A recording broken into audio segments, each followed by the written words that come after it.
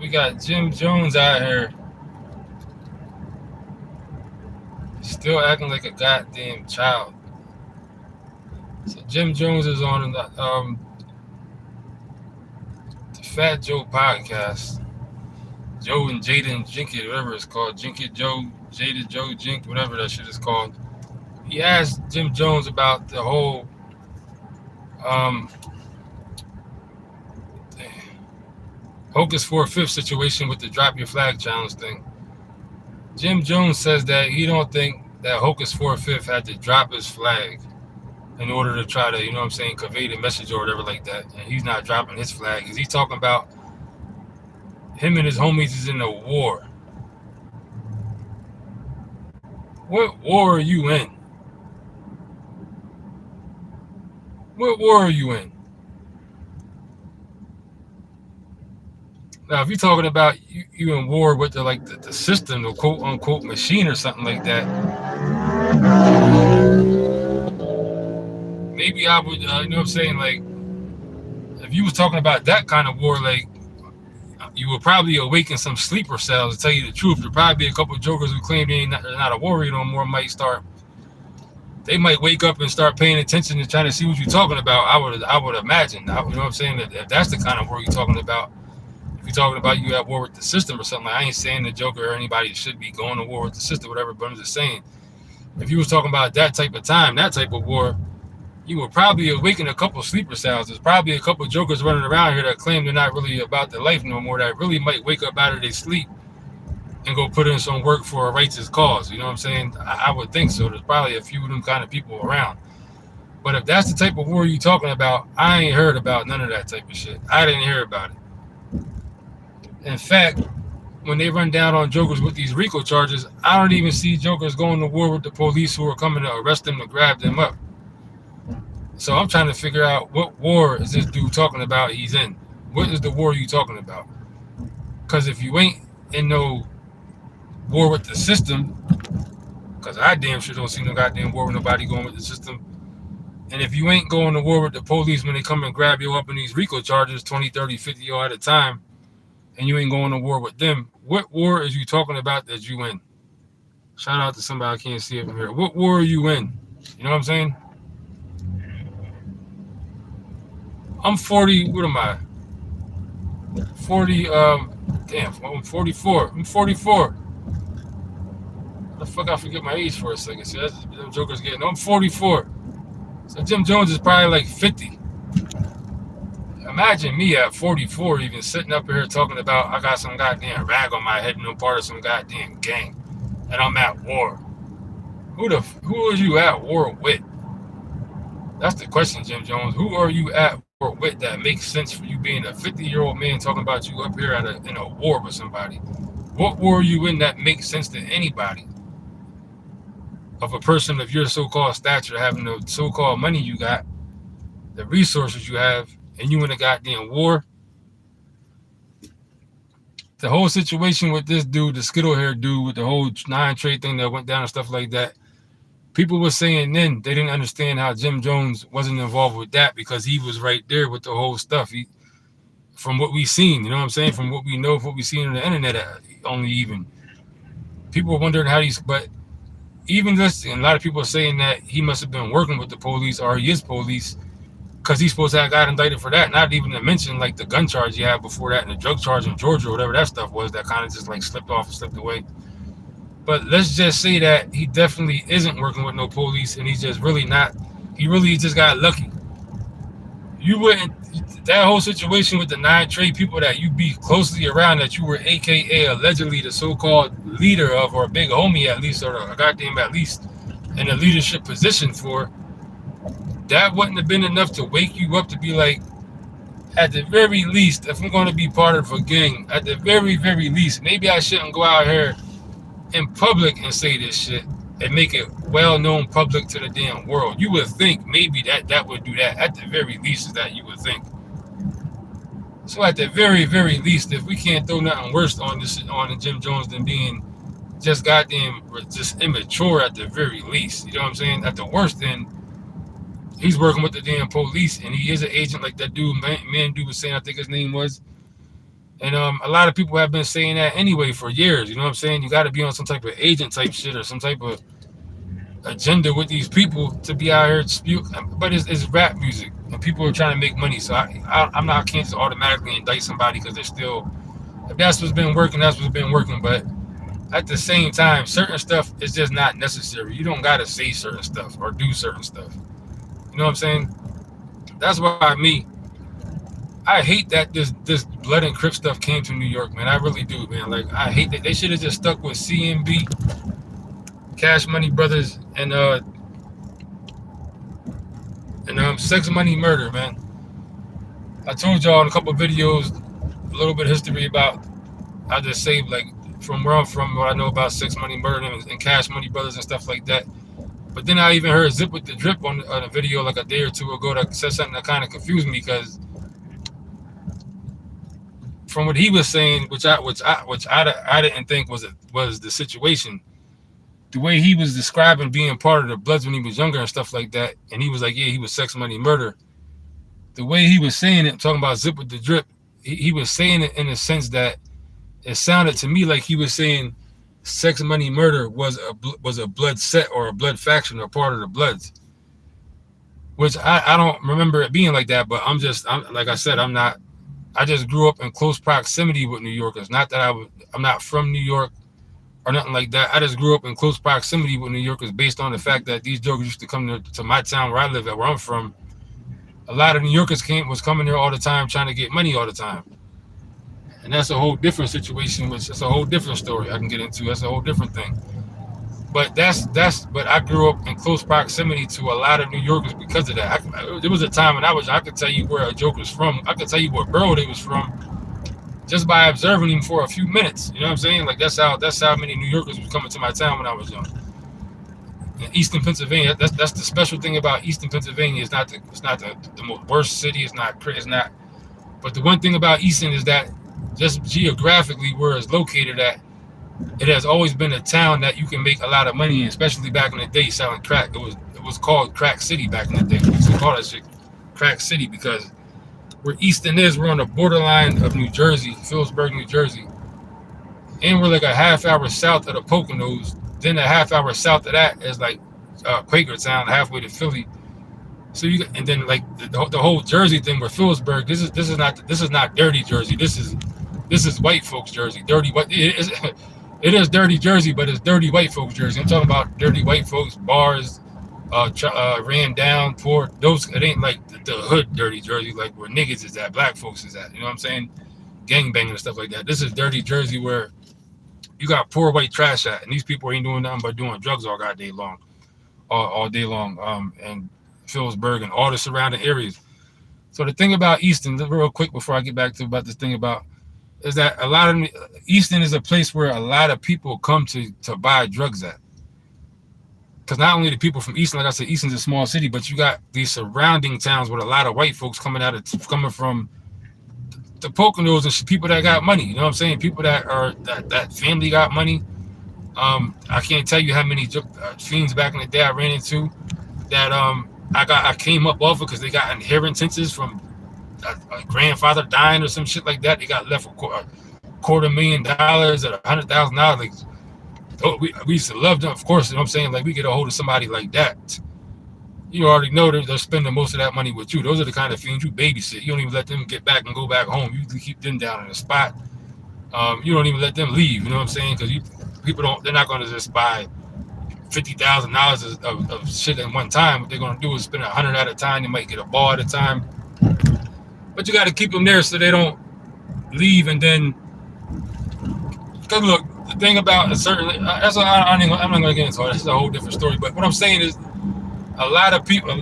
Where I'm from is a town where a lot of people come to buy drugs. It's always been like that. You can come up in Easton over the weekend. You don't know how many jokers I've seen come from New York and get situated over a weekend. You know what I'm saying? My dad used to stay across from this building called the Lafayette Hotel. He used to live in the Bixler building. And that's right across from the Lafayette Hotel. The Lafayette Hotel was a little ran down, rat and roaches infested motel. But that's where a lot of out-of-towners landed when they first come to Easton. That's like their first drop-off. Come to this little hotel, $20-$30 a night to get situated. downtown, you're gonna run into a fiend or two off the bat immediately. So they do that and they work from there. And I saw many jokers over the course of a week and come up. You know what I'm saying?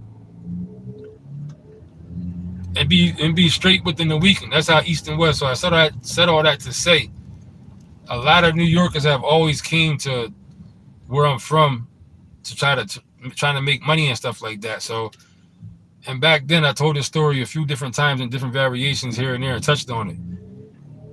The only New York gangs. This is why this New York gang. The only real New York gangs back then. You had CMB, Cash Money Brothers. There's a channel on here called Big Fruit Podcast. If I'm not mistaken, he's one of, if not the founders of the CMB. And I can tell you from just growing up from where I'm from, and that shit is real. That's some real New York shit. That's some real East Coast That's a real East Coast gang. That's some New York shit. CMB. That's some East Coast shit. You know what I'm saying? That's, if you talk about a gang in New York, where I grew up at, what I know of, that's a New York gang. That's the East Coast gang. You know what I'm saying? CMB. Shout out to everybody who's in there. That's a New York gang, CMB. Then you got Sex, Money, Murder. And like I said in the beginning of the video, I heard Zip with the Drip on the video say something that kind of confused me, because he kind of said, from what it sounded like, he was saying when he was part of the Bloods, he was Sex, Money, Murder. But it kind of sounded like he was saying that Sex, Money, Murder was developed from the beginning as a blood set, but I don't know it to be like that, because when I was young, growing up around these Sex Money, because when they came to my town, I know some of these dudes up close and personal, because they was fucking with some chicks I was fucking with. The chicks that we ran through growing up, they come out.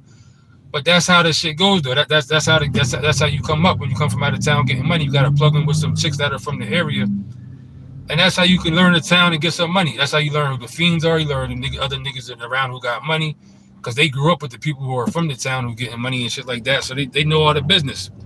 Plus they the chicks that's fucking with dudes. They a lot of us had chicks like that hustling for us back in the day, shit like that. I'm trying to hold my phone, I'll go over these bumps so it don't fall. So they know a lot of our business. You know what I'm saying? I'm saying us because I'm talking about my town. But in any town you go to, this is how out of towners come and they set up shop in your town. They plug into the bitches that you know, not that you know, just the chicks of the town. That's how they find everything out. You know what I'm saying? These chicks still be having. Some of these chicks are really hustlers themselves, or they got taught to be hustlers. So some of them have their own little flow going from some other niggas that came from out of town that got locked up or got killed. Now she done picked up his flow. You know what I'm saying? Some of these chicks got his phone, know some of his fiends, and they pumping with them. So this is how out of towners come. New York niggas come to a town and get plugged in and come up. Trust me, I got a whole history with this shit. And like I said, and back to the Sex, Money, Murder thing. So, and Sex, Money, Murder was the other real New York gang that I knew of growing up. Sex, Money, Murder, and CMB. So, but like I said, Zip with the Drip kind of confused me, because I knew of some of these Sex, Money, Murder dudes from back then. This is what, mid-90s? Nah, this must have been about, I came out of juvie that one year. When I came out of juvie, I did like a year in juvie that last time I was in juvenile. Came home, I think I was 18 or something like that. So this must be like around 99 or something like that. Yeah, like around 99. And that's when a lot of these Sex, Money, Murder dudes was out there heavy in my town. There was a couple here and there I knew, but when I came back home that time, that's when it was like, all right, these niggas is too much. It's too much now. It's just so I was like, so it was something. But like I said in a different video a while ago, at some point, some of them Sex, Money, Murder dudes did start saying some blood stuff after a while. Like I heard a couple of them claiming blood and have the whole blood talk thing. And from being around some of the chicks I knew, because even though we knew them first, they started fucking with them. We still fuck with some of them. But the first line of really bloods in the Lehigh Valley in Pennsylvania. I'm talking about Allentown, Bethlehem, and Easton, more specifically in Easton, I'll say, because that's where I'm from. There was a federal sweep called Operation Trigger Lock. This was back in like between 95 and 2000 or something like that. Operation Trigger Lock it was called. And this was the first time most of anybody from this area in Pennsylvania ever seen a blood or heard of a blood in Pennsylvania. We ain't never heard of no goddamn blood in Pennsylvania, whether he's from anywhere. Only thing we knew about bloods was Los Angeles and Banging in Little Rock. That was it. Because we all saw that documentary Banging in Little Rock back in the 90s. So then when Bloods came to New York and started being more popular, a person like me, I'm looking at it like, what is this? You know what I'm saying? Like, no disrespect, you know what I'm saying? Like, over time, it has, you know what I'm saying, solidified what it is, but especially in the early days, we looking like, what is a New York Blood? What is a New York Blood even? Like, how did it even come about to be a New York Blood? What does a blood person from New York look like? This is what it looked like, but what is this? You know what I'm saying? We didn't get it. I didn't understand it. So to see this shit have this much of and now it became something different. Then once I learned the history of it, about the whole thing with the oppression, locked up, other races of people were oppressing black people in the jail, so they kind of had to band together under the umbrella of the UBN, the United Blood Nation, stuff like that. This Joker OG Mac, whatever his name was, ended up being like a whole bunch of stuff with him. Ended up he was lying, all this stuff, you know what I'm saying? But after I kind of heard the history of it, I more understood it, more respected it for what it was. Like, all right, I get that. It just so happened to be the name Blood, or even if it was really supposed to be a faction, it was the blood that everybody united under, and I get it, because if it was something that was needed and it was necessary, then I understand that, you know what I'm saying? Because unless you've been to jail before, and especially with a lot of Bloods, I was locked up. I had beef with Bloods in jail. I think I told this story one time before too. I got jumped by some Bloods, beat the one dude up, and I didn't get jumped by Bloods. It's just the one dude came in there and held a pillow or something over my head, a pillowcase, a shirt or something behind my back. I didn't see him because I already punched the one dude in the face the night before, in the stomach. I punched him in the stomach the night before. We locked in. He didn't want to fight though. He just locked in. It wasn't what it was. So they came in the morning, did that little move. It was you know what I'm saying? But anyway, I was on a block. There was this blood dude there named. His name was Skip. Light skinned dude with long hair. He's supposed to have been like a real blood from like LA or something like that. And all these blood dudes was like falling behind him. Like most of these bloods was from New York. Like there was New York Bloods. Even this one dude in there his name was Gotti. He was like the main. He was like a little bit older than me. I'm around this time. I'm like what 22, I guess, like 22 or something like that. And the main blood in there out of like people like regular age was this dude Gotti. He was like the head blood out of like the young, whatever you want to. Everybody was the same age. It was just that this dude Skip, who was the OG blood that was there. He was like 50 at the time, you know what I'm saying? So he was like the shot call. He was like the overhead shot caller dude, like the overhead real control of it all up there, you know what I'm saying? But the dude God, he was like the most active. He was like young, wild and shit like that. Me and him almost bumped heads a couple times. This dude Skip was trying to recruit me a couple times, and that's kind of why I had tension with them already when I was locked up, because I wasn't with no blood shit. I'm not with this shit. I don't give a fuck how many of y'all come on the block. I'm not joining no blood. At that time, it was probably like when I first, it probably started with like 5 or 7. Then it ended up, by the time I got into that fight, there was probably at least about 15, I would say, because niggas is followers. You know what I'm saying? Jokers come up there, especially dudes that was from like Stroudsburg. A couple of them jumped in it because they was terrified. You know what I'm saying? All you gotta do is do a little soft press extortion on them, and they was falling right in line. I'm not with that. I'm like, they already knew from me, how I carry myself. I'm not with it. You have to beat me the fuck up and jump me over and over. I'm not about to sit here and give y'all no comments. I ain't giving y'all shit. You know what I'm saying? Like, but they didn't have to even go to all that, because they already knew I wasn't with none of that. But I was cool with a couple of other dudes. It happened to be these Crip dudes up there, so-called Crips. They was in the case. 3 of these dudes, and the one dude, 2 of the dudes ended up telling on the one dude. This dude died. This is a long time ago. And I kind of got cool with him because he was beefing with these blood dudes. So one day we kind of was about to fight all these dudes. It's a whole thing. It's a whole thing. You know what I'm saying? But because this thing about this shit brings up memories of this gang shit, of all this shit. This is in Monroe County in Pennsylvania, in the Poconos in Stroudsburg. This is what I'm talking about, where all this stuff was happening at. But so for me, it's like, dude, when I used to have I used to be part of whatever you want to call it. I wouldn't necessarily call it a gang. You can call it a crew. I had a tattoo with guns on my arm. But I'm talking about when I was 18 years old. You know what I'm saying?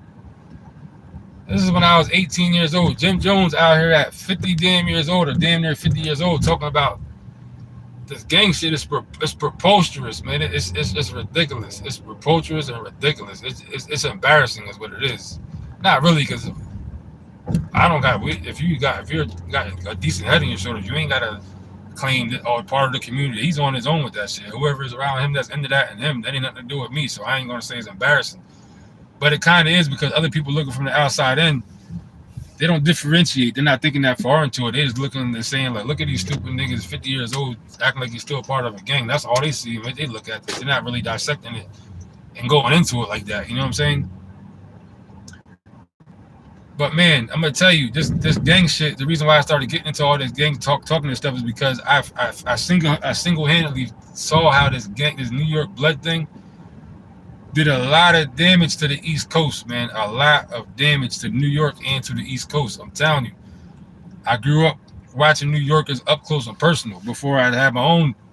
You know what I'm saying? Run-ins with New Yorkers and stuff like that. And I fuck with a lot of New Yorkers that came to my town. I got love for a lot of New Yorkers that I knew growing up and who came here and stuff like that. So don't get it messed up. Like I respect dudes, you know what I'm saying? Brooklyn niggas, some Brooklyn niggas is the ones who woke me the hell up. I thought I was tough. Ran into a couple of Brooklyn niggas, you know what I'm saying? And they kind of had to readjust my shit. Cause nigga, that's when I fucking flying my shit. Joker showed me you ain't the only one out here, you know what I'm saying? Niggas will form on you. And that's what happened. You know what I'm saying? Niggas formed on me. So I done been in. It's a whole long story. It's a whole thing I can get into. Anybody that knows me can tell you it's a whole long thing with me with New Yorkers and shit like that. But the thing about it is I single-handedly watched how this shit destroyed. Because back in the day, like I said, there was C&B was out there, Sex Money Murder, which I'm not clear now that Zip with the Drip said what he said. From my understanding, Sex Money Murder was a click before the blood thing came about, but the way Zip with the Drip said, it kind of made it seem like they started because of being a blood set, which at this point I'm not really sure of. I thought I knew, but maybe I don't. But you had Sex Money Murder, C&B. Other than that, New York dudes went by boroughs and blocks. Where you from? I'm from 125th. Where you from? I'm from Bed-Stuy. Where you from? Bushwick, Crown Heights. That's how New Yorkers identified themselves when I was young in the 90s, that when they started coming to my town. You know what I'm saying? All this blood stuff and all this stuff is something totally, this is all not new now because it's been out for a while, but this shit really is a virus to New York and to the East Coast. This shit, once it came to New York, and the reason why I told the story about how the whole thing of my town, New Yorkers coming there and getting my town is one of many. You know what I'm saying? Eastern Pennsylvania is one of a million towns that New Yorkers went to, small cities that New Yorkers went to getting money. You know what I'm saying? And when they come there, they come with that blood shit. And what they do is, a lot of the weak people that are from the town, a lot of the dudes that are scared of them or whatever the case, jump in line with that shit, and now all of a sudden they're bloods. Next thing you know, they're a fucking so-called, think they're a big homie or part of it. Then they got little goofy niggas under them that come and jump under that with them. Then you got a whole town of some shit they got a bunch of fake ass bloods in the and this happened. This is an epidemic. This shit happened in many places, over and over and over, many places. My town is just one town of fucking 1,000. You know what I'm saying? Even in the Poconos itself in Stroudsburg, when I was younger, I was telling you, there was always a market in Stroudsburg. You can go, just jokers up there always getting money. But a lot of them people used to come to places like Easton or Allentown to buy drugs. Before there was really a lot of people selling drugs, and up there you would have to know somebody all the time. You come somewhere like Easton or something like that, you'll find somebody standing outside selling drugs. So that's the difference of why people would travel to come to places like Easton or Allentown or Bethlehem from like the Poconos or the woods or the mountains. Because if they don't know nobody already who has it, they got to go somewhere where somebody's going to be standing outside with it. You know what I'm saying? But now, like the last time I was around some gunshot, I almost got shot in the Poconos a couple of years ago. While I was at work, I was driving for Amazon. I'm talking about the Amazon van, not the truck. I was driving to doing the Amazon delivery shit. This was about 4 years ago at this point. This joker is fucking flying my shit. Not get the fuck out of my car. This joker almost shot me. Long story quick, I stopped at a store, went to a store. This dude in there was beefing with this couple that was in there, like this little short dude. I walked in. When I was walking in, I seen dude coming out. First, I seen this couple come. No, first, I seen the dude come out. The dude with the gun come out looking mad hype and mad hype, just like coming out beasting. So I was like, what the fuck? Then after that, a white couple came walking out behind him, and they was like kind of like laughing, like whatever it was, they was joking about something. Little do they know, whatever happened inside there, they really offended this dude that came out before that. Because after I looked over to the left, when I started walking in the store, because all them came out. That's when I looked and saw the joker had a gun in his hand, the little short dude that came out. Probably a little New York nigga because he had a big ass chain on him. His pants looked too big. That's that hustle, that's that hard time hustling shit. He probably robbed somebody for that big ass chain. You know what I'm saying? Some shit like that. So I went to the store. I said to the clerk, I said, dude got a gun. Is there something going on? I need to know if I can get out of Dodge. They all dumbfounded inside. They're clerking them. They just sitting there like, huh? Like you didn't see altercations just happening to your store because goddamn when I left, dude let off shots. So something must have happened unless dude was just that goddamn crazy and upset. Maybe he just got like that off of a look. Maybe the clerk didn't really see what happened. Whatever the case may be, I said that to the clerk. They don't know what the hell's going on. So me being who I am, I'm like, no, something's going on. So I walked back out there. Soon I walked out, I got back out of the thing, walking to my van because I was parked like over a little bit, and the couple that walked out that was like laughing was parked like between me and the dude with the gun. You know what I'm saying? It was parked between me and dude with the gun. So yo, I get out there, yo, by my van and look back, and the fucking dude, yo, all I heard was shots letting off. Yo, I'm like, what the? And he's shooting towards me. You know what I'm saying? But it ain't nothing to do with it. But he's shooting towards me. Because the people are between me and him. So I'm like, what the fuck is going on? But that was my last time in the Poconos. So I was like, what the fuck is this? Almost got bucked over some bullshit. Yo, this was a couple years ago in the Poconos, and I was at work at that, man. There's a video somewhere that has to be on the video, like some, you know what I'm saying, somewhere. That shit will probably come out on one of these video channels one day, I would think. But what I said all that to say is, yeah, the Poconos at this point now has already got his own set of out-of-towners up there in New York, niggas who out there. Because even when I was locked up, a lot of them was in this place called PCP. They was pumping out of the PCP, they call it. It really stands for Pocono Country Projects or something like that. I mean, Pocono Country Place. But really, it's like a luxury area, but that has been ran down with niggas coming from New York and drug people using and selling drugs. And I turned it into a hood, but really it's a hood inside of and then, you know what I'm saying? And the Poconos, this is a place where money is at. White folks' money type shit. So, yeah. This blood shit has fucking ruined a lot of towns, a lot of cities, and a lot of people. I can promise you that.